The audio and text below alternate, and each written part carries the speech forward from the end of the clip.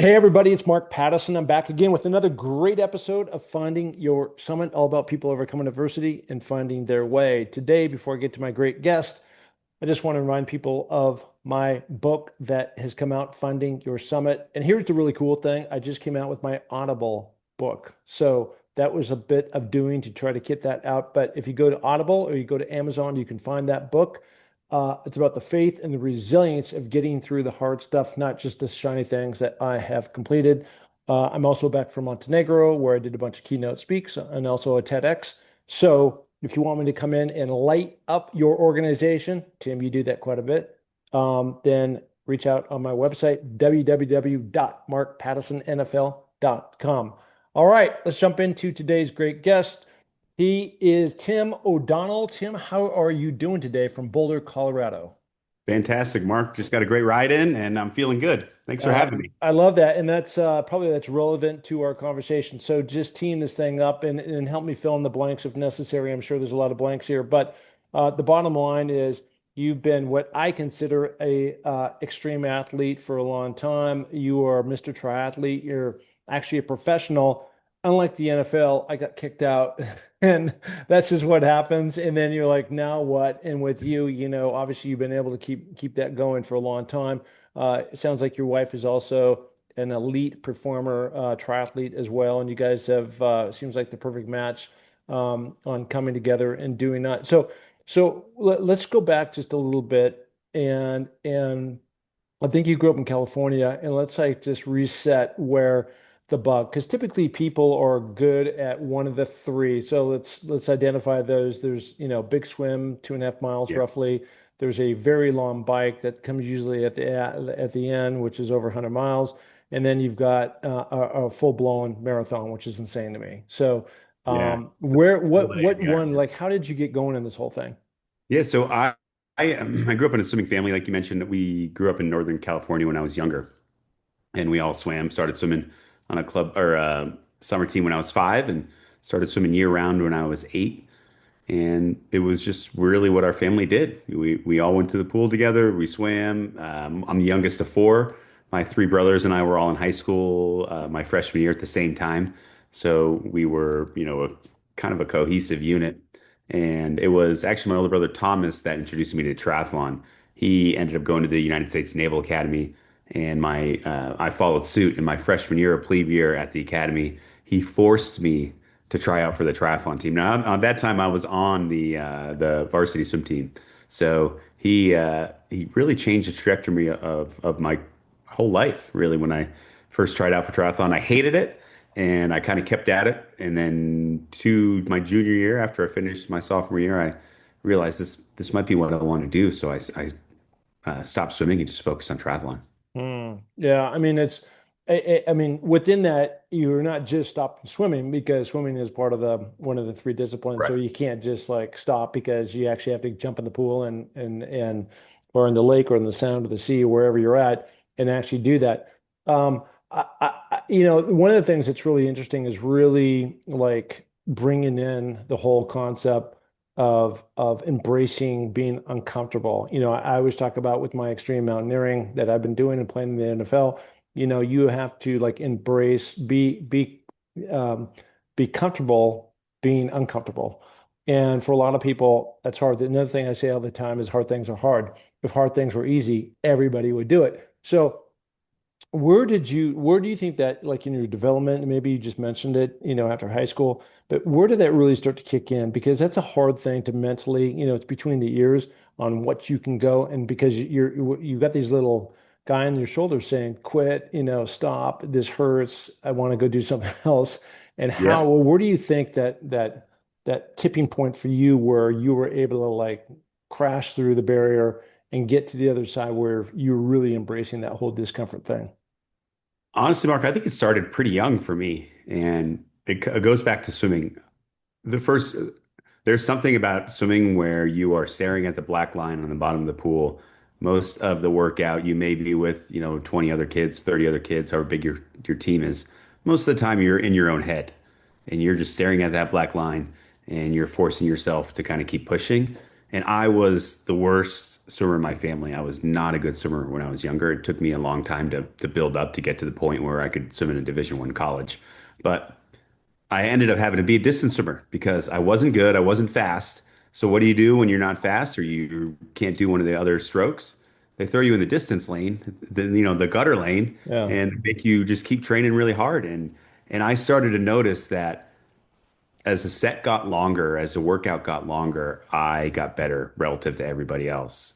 And I remember doing a test set when I was probably like, I don't know, 12 or 13. We had to do 400 IMs, which is probably the hardest swimming event out there. Michael Phelps, obviously a legend at it. Mhm. But we had to do a set of like 400 IMs from a dive all out. And all of a sudden, the kid in the end lane that no one was paying attention to was starting to beat people. And it kind of clicked. I'm like, okay, like this is my superhero power is this resilience, this ability to just work hard and push through.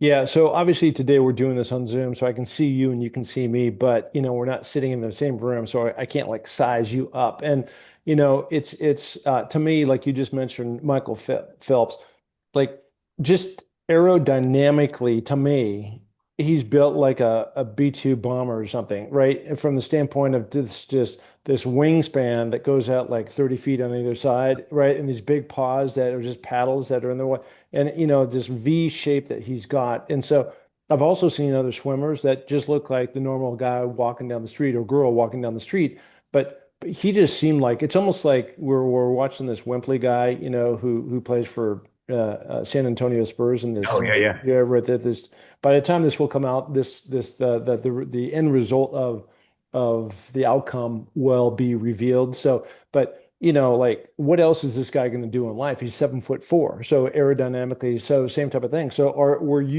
did you have advantage in any one of those areas in terms of, you're tall, you've got gigantic feet like paddles and flippers, or what? So I'm just under 6 feet, so I'm not super tall. Definitely Yeah, not like that elite swimmer size. Like yeah. for the most part, there are exceptions, like you said. My friend from club swimming, Eric Vent, silver medalist at the Olympics. Like unassuming, you would never think he was a sprinter or he was a swimmer. But I have a long wingspan. Just under 6 feet. I have a 6'5" wingspan, so that Yeah. definitely helped. But Yeah. I saw a great graphic. It was Phelps and one of the great distance runners. I don't know if it was Kipchoge or not, but whoever the runner was like 5'4", something really short, and Phelps is what, like 6'4", but they had the same inseam. So the runner was all legs. Wow. The elite marathoner was all legs, and Phelps was all torso. Yeah, yeah, that is. So, okay, so let's go to the thing that I consider like super shiny. And I had a buddy back in college that when Ironman, because I want to focus on that because it's just so intense and so crazy. And I want to hear from some of your experience. By the way, you've been on the podium over 50 times, and I'm sure that number is higher from whenever you put that on your website. But I mean, that's just really incredible. And have you won the Ironman? I have won Ironmans, not the World Championship. Yeah. So the World Championship, I think what you're referring to now is the one that's on Kona in That's Hawaii. one correct. Yep. Yeah. Okay. So however you want to slice that, huge accomplishment. Congrats. But I know you've been a top 10 finisher. Um, so my buddy, I don't know if you know him, Mike Blue, but probably older than you. But when these things were just an idea and they were starting to crank up with this crazy race, it was just really amazing, especially when you're running through the lava fields. I was Mm. over there in Hawaii not too long ago in December, and you have to, of course, drive through those in the cement and just rocking hot in the way that you do that. But like, give me what that is like when you're at the Super Bowl of Ironman. And again, you've got like hardcore distance. The swim alone to me would knock me out. But now you're coming into shore and you got to jump on a bike and you go for what is it, 112 miles, something like that. 112-mile bike. Yeah. Yep. And then after that, you're doing a full marathon. Like how do you keep that energy going? How do you, because you've done it under 8 hours, and that's just insane to me to like have that kind of intensity because you're running like crazy. I don't know. Well, I know you know this, but whatever your mile times are, I don't know if you're under 7, under 6, where you are, that to keep that up over that far is pretty amazing. Oh yeah, and it starts. I mean, when you get onto the island, you hear a lot of athletes talk about there's an energy on the island and Yeah. how that impacts the whole day. But what it boils down to is you have some of the fittest endurance athletes in the world, all at their peak shape, and they're coming on to this island and on the pier in the morning, the energy, the anxiety, the anticipation, it is, I mean, it's insane. It's electric. You can feel it throughout the throughout the whole race venue. And weird things happen at a world championship. You know, it's not just who the fittest person is. It's how do you manage the day? How do you manage all the stress leading into it? You know, triathlon is a bit of a niche sport. It's 100% growing, but you don't. It's building, but at the time, you really the attention all came down to that one day. That was the only day in triathlon that people really care about, the Ironman World Championship. And how do you deal with all that and where things happen? The salinity of the ocean is a little different than some other places, and people get cramping and vomiting, and then you get on the bike and you have anywhere from 4 to 5 hours if you're at the front end of the race of being out there in that lava rock and just kind of having the sun pound down on you. You have a big climb up to Hawi where the crosswinds coming off the water as you descend can have blown people off their bikes before. It's just a lot going on. And then on top of all that, you have to manage your nutrition and your hydration and your electrolytes and your pacing to get to that run. And then you still have a marathon to do when you get Yeah. back down. And I mean, it's a magical day, but I look back on it now and like, whew, that it's no small task. No, it's huge. And you have become one of the few out there that have been able to turn this hobby, we'll call it, into a profession. And like how do you keep that up? I mean, the thing that's impressive is just the longevity of having brands continue to back you. And then after you tell me that, I'm interested in what the day in the life for Tim O'Donnell looks like, right? So you have to be very disciplined about how you go about that. But going back to the kind of the core question here is like the the the sustainability of sponsorship because people are fickle and what's the ROI and all those types of things. Like how have you been able to manage that? Focusing on the World Championships, I think, was a big part of that. And I learned from my wife, Marinda Carfrae, three-time Ironman world champion, one of the greatest to ever do the sport. No one did it better than her, being able to focus on that one day and taking the risk because there is a lot of risk. Because, like I said, things go wrong. You're not guaranteed to have your day, no matter how fit you are. It is one day. And a lot of people couldn't take that risk. So they would over race throughout the year. They would do other Ironmans. They would try to win prize money, try to gain confidence and hedge their bets. But at the end of the day, the partners really cared about are you going to show up in Kona at the World Championship? Yeah. That's really what mattered. So when you could set up a track record that, hey, you know, the rest of the season may not be what other guys are doing, but you know that I'm going to be there and I'm going to be a contender on race day in Kona. That's really what I think helped the longevity of the careers and having balance too. It's easy now to race all year round, and if you can't step back, let the body recover, let the mind recover, it makes it really hard to be able to level up on that one day a year. Yeah, so again, I've not been to a triathlon. I mean, I've participated in some of the smaller ones back in the day, but when you get to the like again the Super Bowl, literally, where you got the best athletes all over the world competing, you're one of them. I'm wondering is the which would I know you're wearing light stuff because you're running and you're biking and that type of thing, but is there any analogy to being a NASCAR driver where they're just from head to toe full of logos and that's where the ROI kicks in because you're usually on TV? Is that how that works? Definitely, and the model has changed over the years. In Rennie, my wife's nickname, we joke that when we started racing, we were professional athletes. When we were winding down our professional careers, we were actually influencers, Yeah. just because of the rise of social media in the sport. But Yeah. yeah, it used to be get on TV, get on the magazine with all your logos. And I'm good friends with Tony Kanaan, 2013 Indy 500 winner, and Tony did a great, he had some of his triathlon. He's done Kona several times as an age group athlete, but he would kind of cross over sponsors and he'd have some of his triathlon sponsors on his IndyCar, things like that. So it is a very, very similar model.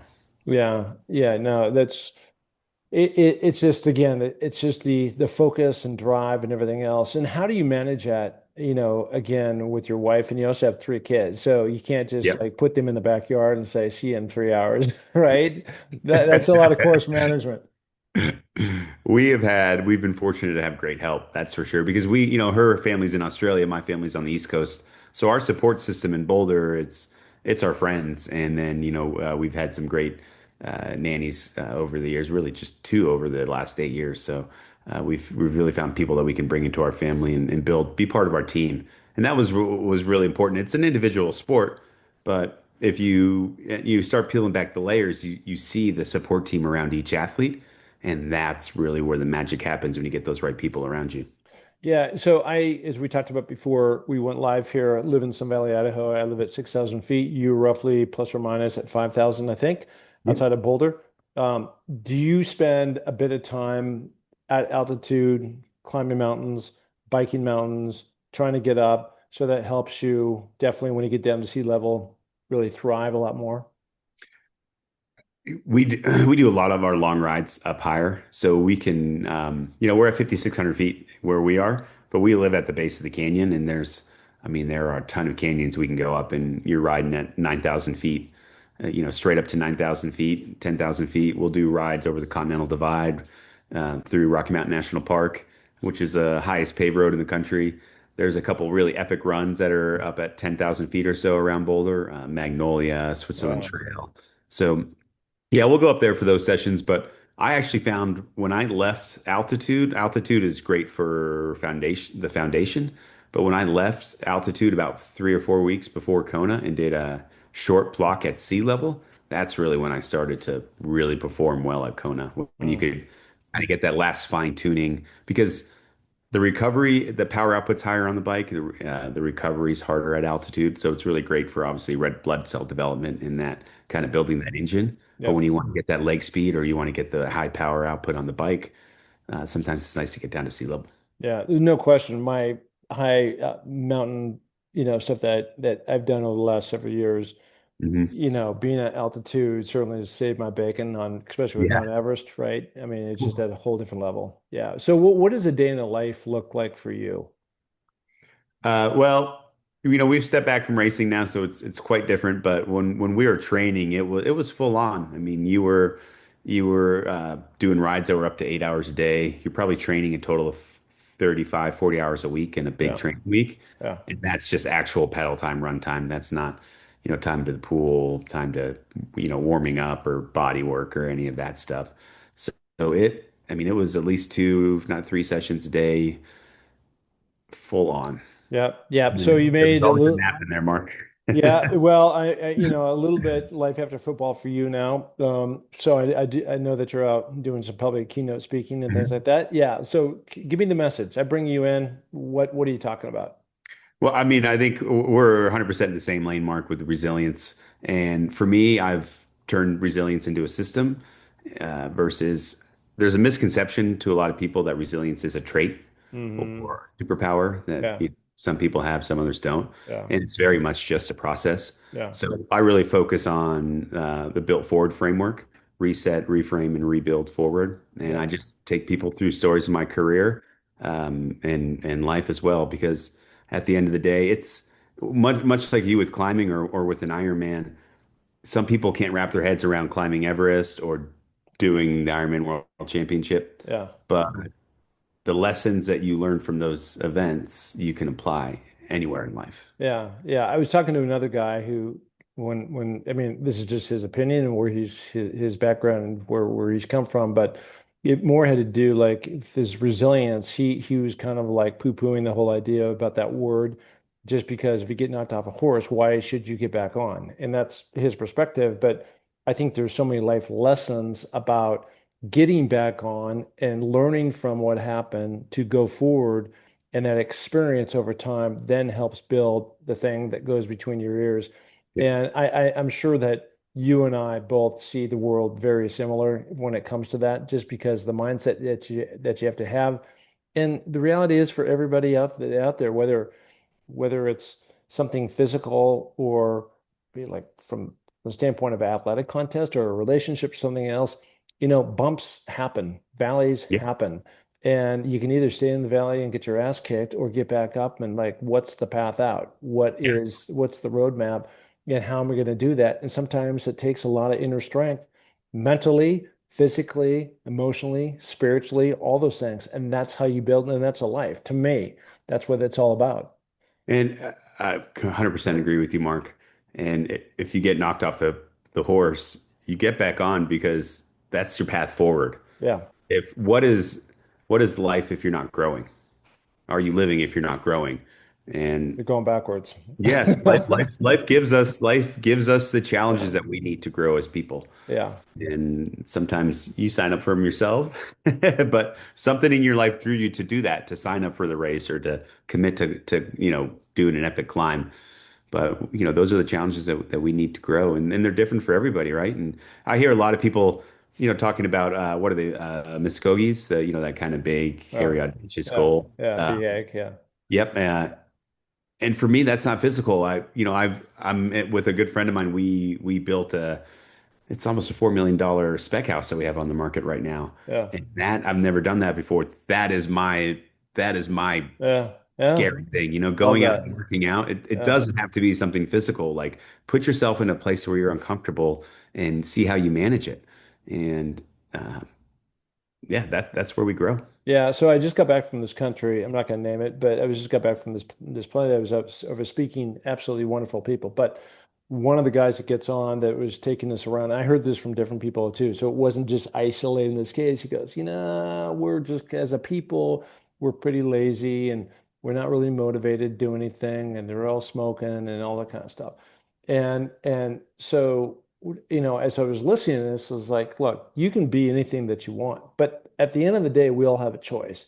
Mhm. And it can be bad, it can be average, it can be good, it can be great, or it can be exceptional. And if you choose that you want your life, which I know you are, and you're an exceptional person, and you've had exceptional experiences out there with this triathlon, and things like that, then you have to raise the level of your effort that's going to match trying to be exceptional. That doesn't mean Right. you're going to be exceptional, but you're going to put yourself in the best position to succeed, to get across the finish line, to accomplish something. And many times, at least what I have discovered, is many times along those magical roads, what I initially thought my goal is actually turned out to be something slightly different or greatly different, but it was a blessing in some way. And Right. I've never turned back and go, God, I wish I wouldn't have done that. It's always a learning experience and something Yeah. cool comes out of it. And yeah, to have the foresight to be able to shift or the courage to be able to shift. And I did that many times in my career. When I stopped swimming my sophomore year at the Naval Academy, I had breakout performances. I shocked my coaches and they were so excited. So I'm at the top of my swimming career. And then I say, sorry, coach, I'm going to go do triathlon Yeah. because like they're like, wait, what? But you so to have that courage to go, follow where like I knew my ceiling in swimming was going to be, what it was, but Yeah. maybe I could do something even greater in triathlon. And then even in triathlon, I started out chasing the Olympics. I was on the national team, went to Olympic trials in 2008, um, missed the team, but my running wasn't there. And then 2009 and 2010, I like, to this huge running focus. I was running almost 100-mile weeks at altitude, plus swimming and riding. And all of a sudden, my running just clicked. And all of a sudden, I'm one of the fastest runners on the national team in the Olympic process. Podium at the national championships, at the Pan American Championships. I'm one of the front runners now for the 2012 Olympic team. But I go with Rinny to watch her in Kona, and I'm like, oh, I need to do this. Like, yes, I can make the Olympic team, but realistically, I'm not going to win a medal. I didn't have that run pedigree, Yeah. but I think I can. I think I can have a fighting chance to win the Ironman World Championship. So, and once again, at that top, I'm like, you know what? This is where I should be, and to have the courage to take the road less traveled and to bet on yourself. I think is paramount in anybody's journey. Yeah, that's the reinvention of the pivot, I think that you're referring to. And that does take courage because especially when there's expectations. And I gotta tell you, I mean, not I don't want to poo-poo the Ironman in any way because that is just like insanely courageous and like with the wow factor to me. Um, but the Olympics are the Olympics, right? And it's pretty cool. I had an opportunity, nobody knows about this. I had the opportunity to go to be on the U.S. handball Olympic team. This is after I got done with the NFL, and they were looking to recruit NFL, better athletes. And so but I was kind of looking at this thing and like I would love to go to the Olympics. It would have been that was the year it was held down in Atlanta. So that wasn't to me like a sexy spot to go on the planet Yeah, for yeah. Olympics. But at the end of the day, I'm like, how is this really going to help my career in one way or the other? And they ended up taking last place. So it was a good decision on my part, even though I love to be in the Olympic, And parade, say you're an walking down there. Olympian. Yeah, and say you're Olympian, right? Even though you take last place. But it's just like sometimes, what's the bigger picture? And I think that's the way you were thinking about it. That's what it sounds like. Yep. And we talked about earlier about how do you make what a lot of people consider to be a hobby, how do you make that a career? And I did that with that pivot. Yeah. And guys that stayed in that cycle, so that was the end of 2010. So the guys that stayed in the cycle through 2012, by the time they tried to transition into long course racing and Ironman, myself and some other athletes were already established. We already had the partnerships, and there's a limited pool of money to go around from bike sponsors or running shoe Yeah. sponsors. And they're they didn't honestly they care about the Olympics. To triathlon to them is Ironman. So I had already established myself and taken the piece of the pie, so to speak, when some of those other athletes were trying to transition and some of them missed that boat. Yeah. I want to talk about, I don't know if it's still current, so you're gonna have to tell me, is this YouTube show that you and your wife do? Is that still and the only reason why I mentioned that is because I actually saw it. So Yeah, yeah, yeah. No, the Tim and Rainey show. yeah. Are you guys still cranking out content? No, we that was more of our travel adventures while we were racing. Well, So okay, I we gotcha. might we're working on a really cool team concept within the sport, Yeah. an age group team that we may kind of rekindle that. But yeah, right now it's been pretty quiet on there. Yeah. The little kids. It's my wife has yeah, we have limited bandwidth.